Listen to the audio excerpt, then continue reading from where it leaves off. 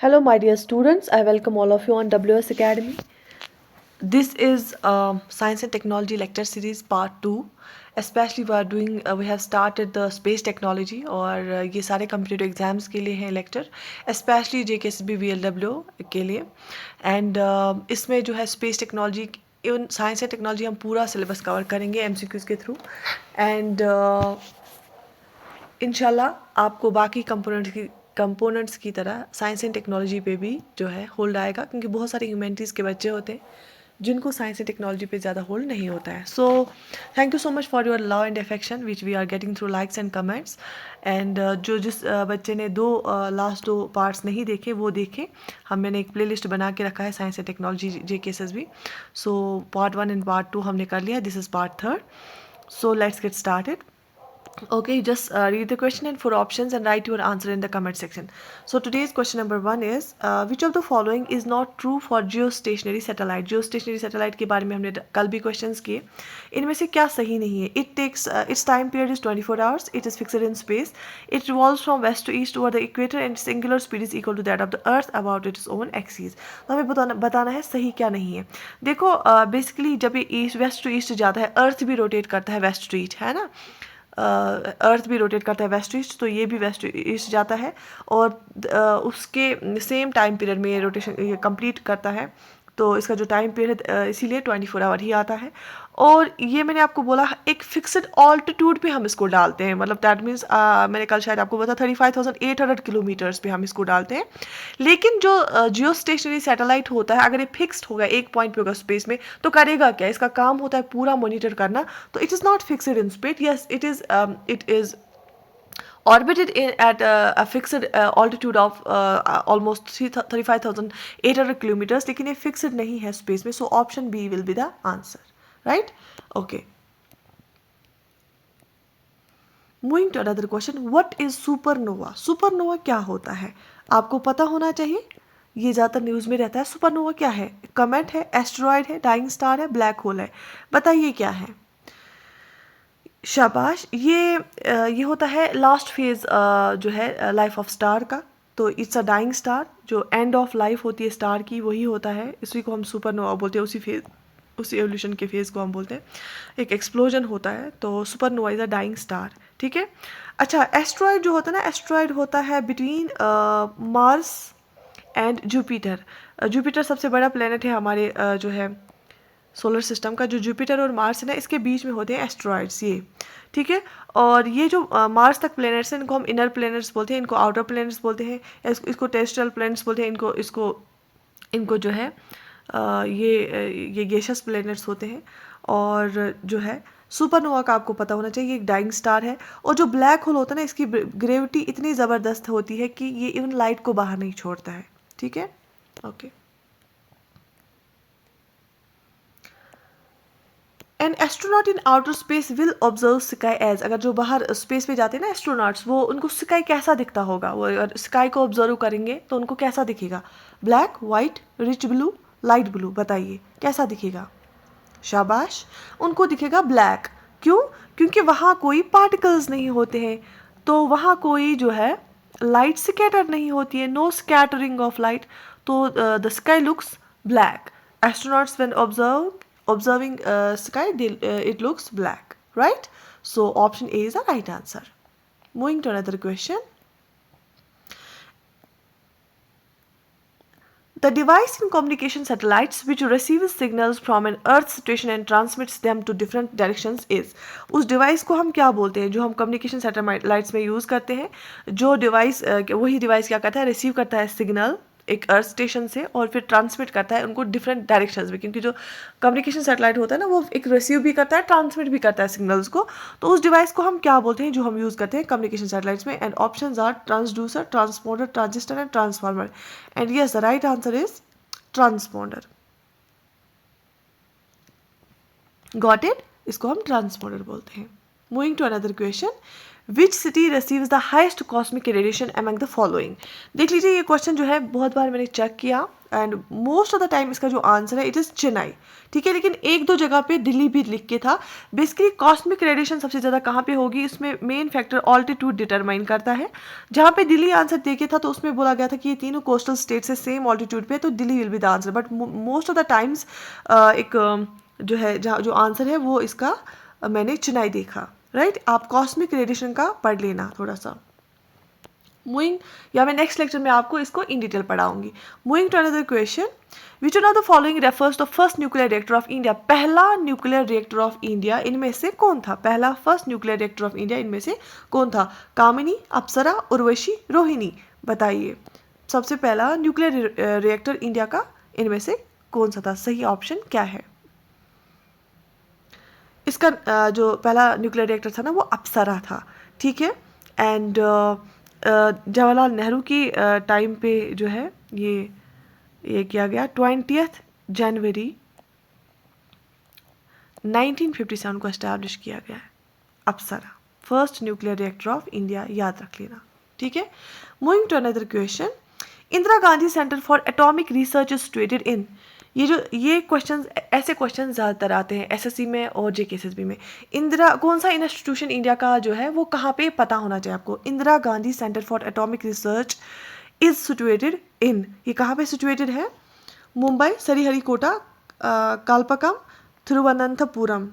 थिरुवनंतपुरम केरला की एक जगह है ना, मुंबई महाराष्ट्र में है, राइट। तो जो ये Indira Gandhi centre for atomic research है ना, ये एस्टैब्लिश किया गया 1971 में चेन्नई में। कहाँ पे? और चेन्नई में, इनमें से कौन सी जगह है चेन्नई की? कलपकम, ठीक है, कलपकम में है ये। इसको एस्टैब्लिश किया गया 1971 में, ठीक है। ओके, शाबाश। मूविंग टू अनदर क्वेश्चन, हम इतने सारे एमसीक्यूज करेंगे कि आपको साइंस एंड टेक्नोलॉजी याद ही होना चाहिए, ठीक है। Which one of the following is considered as nature's radar, कि कुदरत का खुद का राडार जो कुदरत ने रखा है इनमें से कौन सा है? बताइए। पिजन, वल्चर, ओल, हिप्पोपोटामस।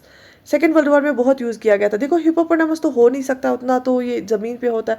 ओवल तो उतना तेज़ है नहीं। वल्चर तो बस नॉन वेज खाने में बिजी होता है। India's pigeon is the right answer. Pigeons को बहुत यूज़ किया जाता है, तो pigeon is considered as a nature's radar, right. Got it? Okay, याद रहता है। And thank you so much, आप बहुत रेस्पॉन्स मिल रहा है साइंस एंड टेक्नोलॉजी सीरीज़ का। Vikram Sarabhai space centre is at, बहुत इंपॉर्टेंट है। Vikram Sarabhai space centre is at. क्या आप मुझे कमेंट सेक्शन में बता सकते हैं कि विक्रम साराभाई कौन थे? Please write down in the comment section one line for Vikram Sarabhai, right. Vikram Sarabhai space centre is at, Vikram Sarabhai space centre जो है वो कहाँ पे है? मुंबई, बेंगलुरु, हैदराबाद, थिरुवनंतपुरम। बताइए। विक्रम साराभाई स्पेस सेंटर वो केरल में है और थिरुवनंतपुरम जो है वो केरल में है। Thiruvananthapuram is the right answer, ठीक है। आप कमेंट सेक्शन में एक लाइन लिख लीजिए, विक्रम साराभाई कौन थे।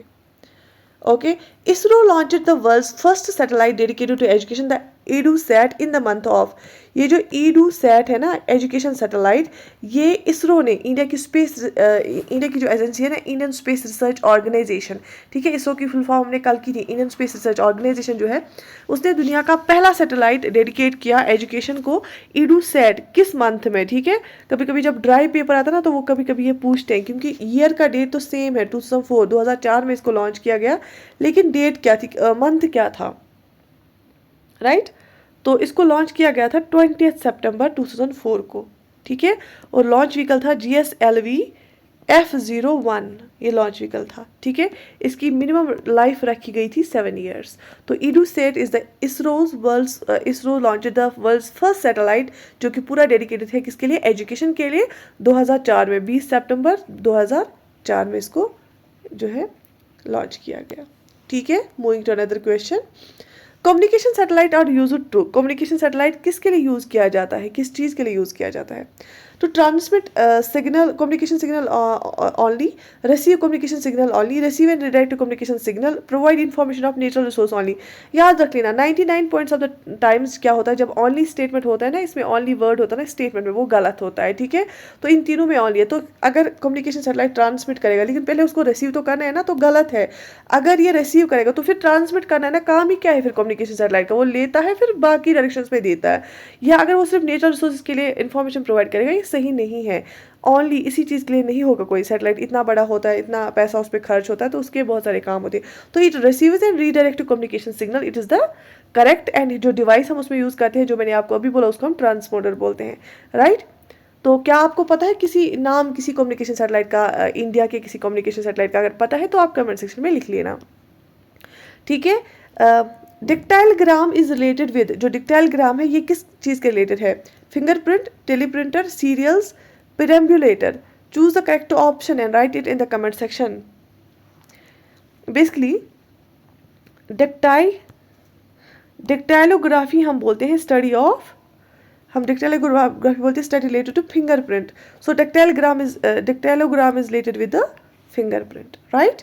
सो option A is the right answer. Moving to another question. The Indian National Grid Computing Initiative for Scientific Engineering and Academic Community is named. जो इंडिया का नेशनल ग्रिड कंप्यूटिंग इनिशिएटिव, जो computing initiative India में कैसे supernet समय फैलाने, कैसे ज़्यादा से ज़्यादा काम करना है कंप्यूटिंग डिवाइस पे, तो Indian national grid computing initiative for scientific engineering and academic community जो है ना, इसका नाम क्या रखा गया? सागा, परम, गंगा, गरुदा, बताइए। And the right answer is शाबाश। इसका क्या नाम रखा गया? इसका नाम रखा गया गरुदा, ठीक है। परम इंडिया के सुपर कंप्यूटर का नाम है ना, Param Shakti. Okay, moving to another question. The process in which nitrogen is released into the atmosphere. मैंने आपको इकोलॉजी एनवायरनमेंट में, ये साइंस में भी आता है, नाइट्रोजन साइकिल पढ़ा है।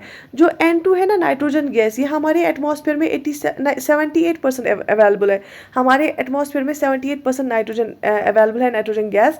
लेकिन जो हमारे पेड़ पौधे ना, उनको नाइट्रोजन चाहिए, तो इसलिए हमें फर्टिलाइजर डालना पड़ता है सॉइल में, अमोनिया NH3 हमें डालना पड़ता है, ठीक है। तो जैसे हमने रिलेशनशिप्स का पढ़ा है, और लिविंग ऑर्गेनिजम्स जब वो सिम्बायोसिस में रहते हैं, दोनों को फ़ायदा मिलता है। जैसे हमारा एक लेग्यूम प्लांट हम लगाते हैं, राइजोबियम इसमें रहता है। राइजोबियम क्या कहता है? एक तो उसको शेल्टर मिलता है, वो रहता है, और उसको खाना मिलता है, कार्बोहाइड्रेट उसको मिलता है, ठीक है, उस माइक्रो ऑर्गेनिज्म को। लेकिन वो माइक्रो ऑर्गेनिज्म को तो ये दो फायदे मिलते हैं प्लांट से, लेग्यूमिनस प्लांट से, तो वो लेग्यूम प्लांट को क्या फ़ायदा पहुंचाता है? जो राइजोबियम होता है ना, वो माइक्रो ऑर्गेनिज्म क्या करता है, वो एटमॉस्फेरिक जो नाइट्रोजन होता है ना, नाइट्रोजन गैस, वो उसको फिक्स करता है सॉइल में, ठीक है। पहले तो NH3 अमोनिया में कन्वर्ट करता है, फिर उसके बाद अमोनिया के आयन्स बनते हैं नाइट्राइट्स में, उसके बाद नाइट्रेट्स में, ठीक है। जब वो नाइट्रेट फिर प्लांट यूज़ करता है, जो एक्सेस वाला होता है ना, तो वो दूसरा एक ऑर्गेनिज्म क्या करता है, वापस इस जो बचा हुआ नाइट्रोजन होता है ना, उसको फिक्स वापस करता है, क्या, एटमॉस्फेरिक नाइट्रोजन गैस बनाता है, ठीक है। तो जब ये हम एटमॉस्फेरिक नाइट्रोजन सॉइल में जो माइक्रो ऑर्गेनिज्म हमें हेल्प करता है ना, एटमॉस्फेरिक नाइट्रोजन गैस सॉइल में लाने के लिए, उसको हम बोलते हैं नाइट्रोजन फिक्सेशन। क्या बोलते हैं? Nitrogen fixation. और जब हमें माइक्रो ऑर्गेनिज्म फिर हेल्प करेगा उस साइकिल को कंप्लीट करने के लिए, मतलब जो फिर हमें हेल्प करेगा, जो बचा हुआ नाइट्रोजन होता है उसको वापस N2 बनाने के लिए और ऑक्सीजन में छोड़ने के लिए, ये बोलते हैं ना, the nitrogen is released into the atmosphere, को वापस एटमॉस्फेयर में डाला, उसको हम बोलते हैं डीनाइट्रिफिकेशन। क्या बोलते हैं? Denitrification, right. तो बहुत जगहों पे इसका जो आंसर है ना इस क्वेश्चन का, वो लिख के था, ये इसको बोलते हैं कि बायोलॉजिकल नाइट्रोजन फिक्सेशन, लेकिन ये सही नहीं है, डीनाइट्रिफिकेशन उसको बोलते हैं, क्योंकि the process in which nitrogen is released into the atmosphere, वापस रिलीज किया जाता है, उसको हम डीनाइट्रिफिकेशन बोलते हैं। तो नाइट्रोजन साइकिल बहुत इंपॉर्टेंट है। एक मैंने लेक्चर बनाया है इस पर इकोलॉजी एनवायरनमेंट का, आप देख भी सकते हैं। इकोलॉजी एनवायरनमेंट रिविजन सीरीज भी मैंने इस पर रखी है, आप हमारे यूट्यूब चैनल पे वो देख सकते हैं। So option C is the right answer. Moving forward, next question. Bhabha atomic research centre is situated in, Bhabha atomic research centre कहाँ पे सिचुएटेड है? दिल्ली, मुंबई, चेन्नई, हैदराबाद, बताइए। Choose the correct option and yes, it is situated in, शाबाश, महाराष्ट्र, मुंबई में। It is situated in Mumbai, Maharashtra, ठीक है, got it, okay. What is the name of the light combat aircraft developed by India indigenously? Indigenously मतलब जो हम खुद अपनी country में बनाते हैं, इंडिया में जो हमने बनाया है, क्या लाइट कम्बैट एयरक्राफ्ट, उसका क्या नाम है? ऑप्शंस आर तेजस, ब्रह्मोस, चेतक, आस्त्रा। ये सारे चीज़ें ये क्या है, ये आपको पता होनी चाहिए, ठीक है, अगर नहीं पता है कोई बात नहीं, हम जब नेक्स्ट ये डिस्कस करेंगे बहुत सारे एमसीक्यू तो आपको खुद पता चलेगा। तो ये लाइट कॉम्पैक्ट एयरक्राफ्ट जो खुद इंडिया ने बनाया है उसका क्या नाम है, पता है किसी को? उसका नाम है तेजस। बेसिकली उसका नाम पूरा नाम है हॉल तेजस, ठीक है। जो Hindustan, H for Hindustan aeronautical limited company है ना, उसने ही तेजस बनाया है एंड इंडिजिनियसली बनाया है अपनी कंट्री में, इंडिया में हमने बनाया है इसको। So the name is Tejas, hall Tejas, right. Okay, INS Virat service the Indian navy. जो आईएनएस विराट है ना वो इंडियन नेवी में है और इंडियन नेवी को हेल्प करता है। ये क्या है? Frigate, submarine, aircraft carrier, gun boat. And yes, it is the, जो आईएनएस विराट है it is the aircraft carrier. Basically जो आईएनएस विराट है ना, ज़्यादातर आप देखोगे इसकी स्पेलिंग लिखी होती है ऐसे, आईएनएस VIRAAT विराट, ठीक है। आईएनएस विराट जब ये कमीशन किया गया, ये कमीशन किया गया 1987 में, और इसको बोला जाता है, अब फिर उसके बाद ये डीकमीशन भी किया गया, तो बहुत पहले इसको कमीशन किया, इसको बोला जाता है ग्रैंड ओल्ड लेडी। किसको? आईएनएस विराट को ग्रैंड ओल्ड लेडी बोला जाता है। इसको कमीशन किया गया, लाया गया इंडियन नेवी में 1987। आपको पता है इंडियन ओशन जो है इंडिया के बिल्कुल करीब है, बे ऑफ बंगाल और अरेबियन सी साइड, और नीचे भी इंडियन ओशन है, और वहाँ पे ट्रेडिंग रूट है, बिजनेस रूट है, इंसान जो है वहाँ पे कोई भी दुश्मन आ सकता है ना, तो इंडिया को बहुत सिक्योरिटी का ख्याल रखना पड़ता है। 1987 में जो आईएनएस विराट था वो एयरक्राफ्ट कैरियर है एंड इसका जो मोटिव था उस टाइम पे, एक हिंदी शब्दों में इसको मोटिव लिखा गया था जिसका मतलब है ये, he who rules over the seas is all powerful. जो रूल करता है समंदरों पे वो सबसे ज़्यादा पावरफुल है, क्योंकि वहाँ से इंडियन ओशन है तो ओब्वियसली इंडिया को बहुत ख्याल रखना पड़ता है। तो इंडियन नेवी को दिया गया INS Viraat, it's an aircraft carrier, right. Okay, so option C is the right answer. Next question, which space vehicle put man on the moon first time. पहली बार किस स्पेस व्हीकल के थ्रू इंसान गया चांद पे? मैंने आपको ये इससे पहले भी पढ़ा है, Apollo, Explorer, Challenger, Columbia. And the right answer is Apollo, और ये नासा का प्रोग्राम था। और मैंने आपसे क्वेश्चंस भी किए थे, thank you so much. I am very happy on seeing these comments, जो आपने उसका सही आंसर दिया था। बहुत सारे बच्चों ने सही आंसर दिया था क्वेश्चंस का। So which space vehicle put man on the moon first is, ये अपोलो था, अपोलो मिशन था, और स्पेस क्राफ्ट का स्पेस व्हीकल का नाम था, स्पेस शटल का नाम था अपोलो, जो कि नासा का था, राइट, नासा का मिशन था। इसके बाद Saha institute of nuclear physics is situated at, जो Saha institute of nuclear physics है ना वो कहाँ पे सिचुएटेड है? न्यू दिल्ली, मुंबई, कोलकाता, चेन्नई। बताइए। ये जो बेसिकली साहा इंस्टीट्यूट, इसका नाम रखा गया था एक फिजिस्ट के नाम पे जिसका नाम था मेघनाद साहा, मेघनाद साहा था उसका नाम। एंड जो ये है ना ये वेस्ट बंगाल में है, वेस्ट बंगाल में है, और वेस्ट बंगाल में कहाँ? कोलकाता में, राइट। Saha institute of nuclear physics is situated at Kolkata, West Bengal. Meghnad Saha एक फिजिस्ट थी, उनके नाम पे एक नाम रखा गया इसका, इस इंस्टीट्यूट का, ठीक है। तो I think it is sufficient for today. इंशाल्लाह इसके बाद में ज़्यादा से ज़्यादा एमसीक्यूज कराऊंगी, थोड़ा सा और ड्यूरेशन क्लास की इंक्रीज करूंगी। And thank you so much for your response. Do like the video and share with your friends and subscribe to our channel. I wish you all the best. Take very good care of yourself. If you have any suggestions, you can write it in the comment section. Okay, take care.